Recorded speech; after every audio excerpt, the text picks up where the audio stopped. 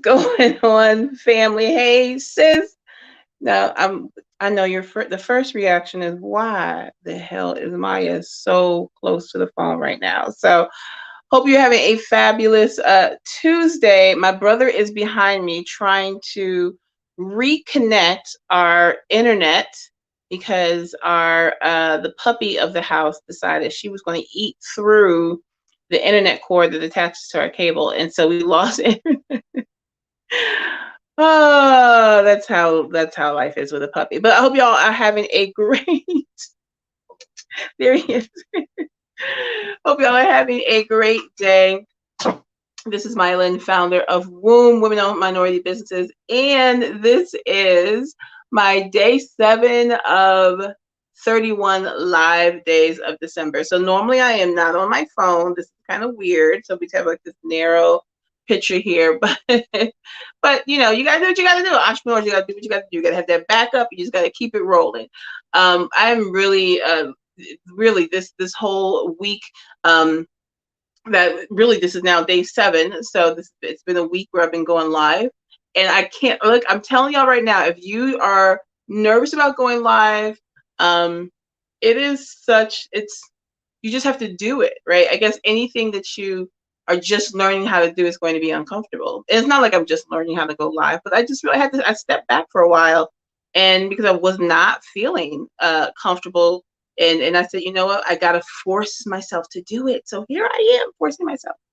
And it's definitely something. But my picture got knocked over. It's definitely something I've been. I'm excited that I'm doing. Right. So for the past 7 days and moving into the rest of December, I'll be going live as a way for my own self motivation, but hopefully also to motivate some of you to take that jump and go live and make sure you have something to talk about. Don't want to just ramble too much, but it's a great way to connect with your network. It's a great way for new people to find you, and it's the only free advertising that Facebook offers. If Facebook and not Instagram, but just Facebook. So if you're on Facebook and you go live, Facebook will actually share your live with your network. Like they'll get a text message, or they'll get a notification that says, "Hey, so and so is going live." So it's the only time because they want people to go live more often.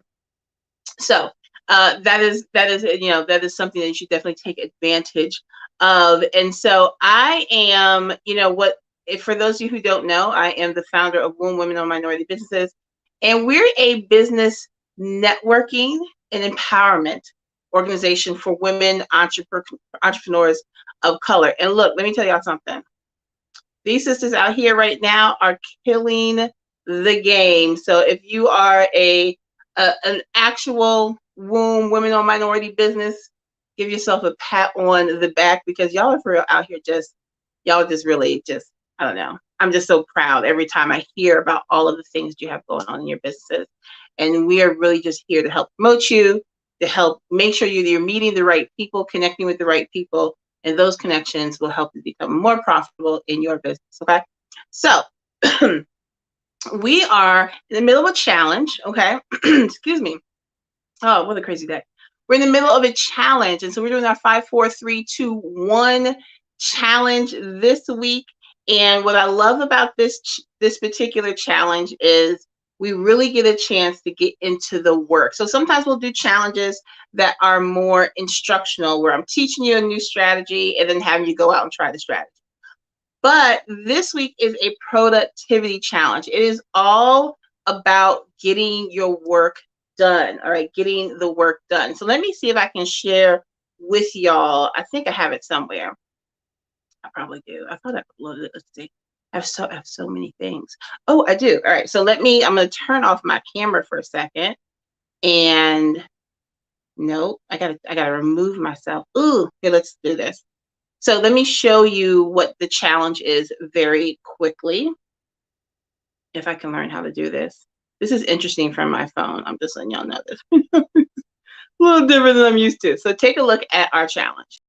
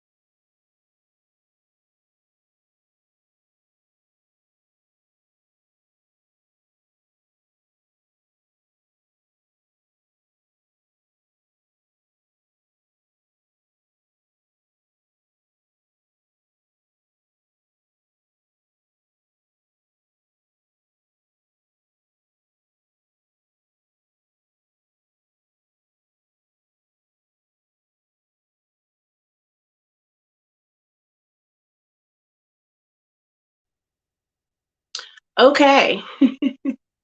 Sorry, y'all. This is live.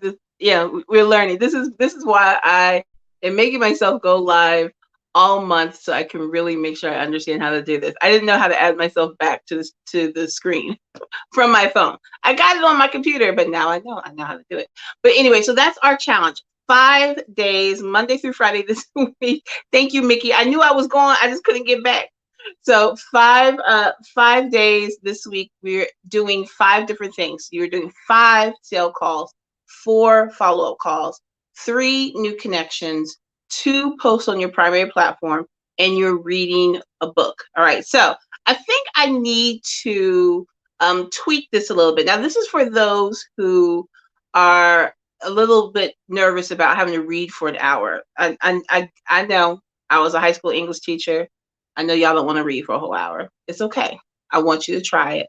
But if you can't, the goal is to read at least once a day. How's that? So whether it's 15 minutes or an hour, I still want you to get that reading in. We'll talk about that more about on Friday, and I'll share the book that I've been reading this week. So anyway, so today we're talking about the follow-up call. I might actually re-record this just so that y'all have a better recording of this. But anyway, we're gonna be talking about the follow-up call, because when you've made those connections, last week we started talking about connections. When you make those connections and you're at the networking event and you've met someone, or you've done a sales call, or they've attended an event, or you want to make sure that you are following up with them on a regular basis. I'm not sure if you realize, but it actually takes most people 7 or 8 times to have some type of exposure to your business before they actually make a decision. And a lot of those times, it might be one of those exposures might be your sales call. They might not be ready to commit at that time. You want to make sure that you're following up with them. So there are different types of follow-up calls. So if you're networking and you go to an event and you meet someone, one type of follow-up is reaching out to the people that you have connected with. That is a follow-up. It's not a post-sales follow-up. It's a connection follow-up. Those are probably the most important. I want you to think about the last time you went to a networking event and how many cards you got. Everybody collects business cards at a networking event. And folks, I hear folks talking about, oh, we don't use business cards anymore. Yes, we do. All right. But you have to know how to use them. Don't collect a business card if you're not going to follow up with those folks. So I'm going to give you an example. So this weekend, I was at an event on Sunday with Reba Hollingsworth, a Channel 6 reporter here in Richmond, Virginia, anchor here in Richmond, Virginia. And she launched a new product. Congratulations, sis. I was really proud of her. So I collected one, and some of these were in our bag too. 2, 3, 4, and 5. So 5 different cards, right? I've given out cards, I gave out cards, and I collected some cards. Now, most people are going to take these cards, put them in their bag, and never look at them again. Or you might be super diligent and you might scan them into your phone. You might have a special place for them, and then you never look at them again. You have to use them. The purpose of the card is to use them. So make sure that you are following up with anybody that you connect with at a networking event. So when you're making that connection, set an appointment. Find out when's the best time for you to follow up with them. So, for example, shout out to Michelle Wilson and Mom Michelle, restaurant here in Richmond area. She's on the South Side. But we connected because I definitely want to do some stuff with her in 2022. I gave her my card. I already had her information from before. But my conversation with her after we spoke, I said, okay, when is the best time for me to follow up with you? When is the best time for me to give you a call? When is the best time for us to have a conversation?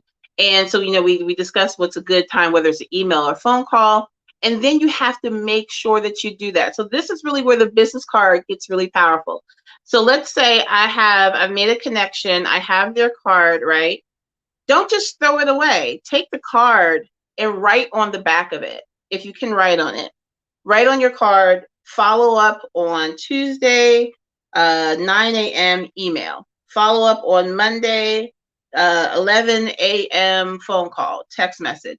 So you know exactly how to follow up with this person. That is what makes your business card powerful. Not that they just have your information. It's you want to make sure that you are using it as a tool. Okay. Another thing that you can do if you get a card like, let's see, this is our funnel cake guy from Sunday. So you have our funnel cake guy. See that? You see my light there? That means I can't write on this, right? Same thing on the back. Let's see if I can catch a glare. Yep. Same thing. I can't write on that.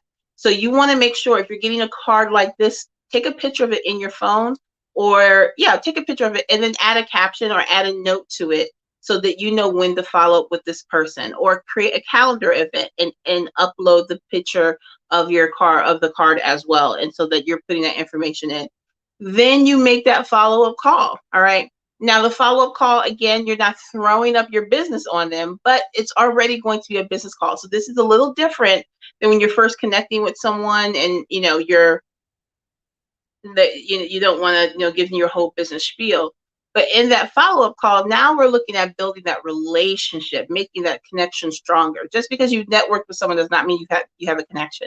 So you want to make sure that on that follow-up call, you are listening. What are your needs? What are you looking for? What are your goals? And then are there any things that we're able, with that cross between what you do and what I do, and how can we help each other out? How can I be a service to you? Who do you need to be connected to? Maybe that person's in my network.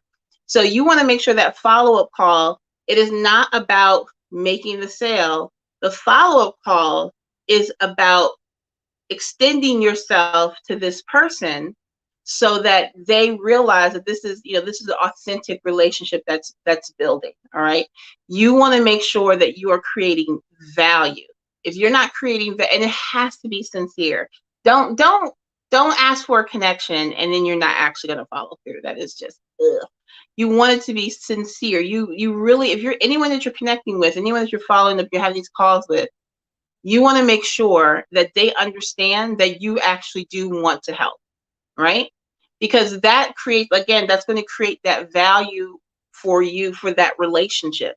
I have one of my good friends and a sponsor of Womb, Nicole Reed. She's just a master networker. She was at the event with us on Sunday. She is a realtor. She has a Nicole Reed real estate. And so one thing what's really interesting with Nicole is when we have a conversation, it's always, okay, what do you need now? So what are the things that are going to come up? What can I do to help you, right? She actively made sure, especially when we first made our connection, she actively made sure that she was creating value. Not just, she didn't ask me if I wanted to buy a house or if I wanted to sell my house. She wanted to know how she could create value for me and my business. And that really stuck with me. So guess what? When it was time for us to buy a house, guess who I went to? Because we had that relationship. I trusted her. She always was, she would follow through with anything that she said she was going to do. That is how you end up having not just a customer, but you have a fan. You have people. Now that person is going to refer other people to you. It is important to create that value. Okay. So when you're making these follow-up calls, family, I really want you to focus on how can you create value for this person. All right. Make sure that you are, engaging with them on social media, because guess what? Now when they do need you, or when they do have someone that they can refer, you end up being at the forefront because you've had this relationship that you have built with this person. Okay. So you are going to be making 4 follow-up calls every single day. Just 4 follow-up calls. So for the week, that means you have to have 20 people that you're following up with. You're going to follow up with folks that you met at a networking event. You're going to follow up with folks that may have attended one of your events. Maybe you're going to follow up with someone who downloaded your freebie, or they made a purchase from you. A follow-up doesn't have to be just with prospectives. Follow-ups can also be with your current clients, or former clients. Hey, you purchased this from me. You bought these earrings from me. You bought, I did your hair before. You have all these things. This is what I have going on. Let's talk about, what do you need now? I want to connect with you. I want to reach out to you, right? I'll use Nicole as an example again. After we bought the house, we used her services to buy our house. she still follows up with us all of the time, and not just for business. You know, she has this great thing that she gives everybody pies during the holiday season. She gave us a really great, home housewarming gift. So all of those things matter when it comes to who that person is then going to think about when it's time to do business, because now you're on their radar, right? You've created value for that person. So when you go live, they're going to visit. If you have a post, they're going to like your post. They're going to share your stuff. They're going to attend your events. And so that is really what the power of the follow-up call is all about. Okay. Once you've had that follow-up, then you're able to very easily transition into a sales call. So you want to make sure that you are staying in connection with your former and current clients and customers, and also following up with prospective folks that you have come in contact with. The most important part of all of that is building the relationship and being authentic in that process. All right.